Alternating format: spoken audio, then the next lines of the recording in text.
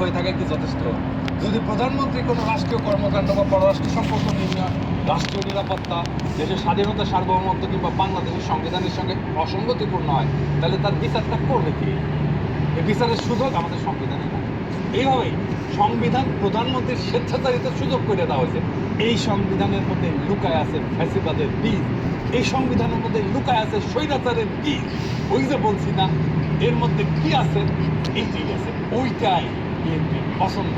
ও BNP ওই আর একটা স্বৈরাচার হয়ে গেছে। এই যে আভ্যন্তরীণ রাজনীতি, অর্থনীতি, আইন শৃঙ্খলা পরিস্থিতিতে বিশৃঙ্খলা, অরাজকতা, এমনকি দেশদ্রোহিতা করছে যে হাসিনা, এর জন্য হাসিনাকে দায়ী, দোষী সাব্যস্ত করা, বিচার করার সাংবিধানিক সুযোগ সংবিধানে নাই। বুঝছাও? বিশ্বের সবচেয়ে ক্ষমতাধর ব্যক্তিকে মার্কিন প্রেসিডেন্ট, তো তাই না, তারই ইমপিচ করা। আর আমাদের সংবিধান এমন যে প্রধানমন্ত্রীকে ইমপিচ করা তো দূরে থাকে, সাংবিধানিকভাবে তার কাছে জবাবদিহিতা চাওয়ার এবং আদায় করার কোনো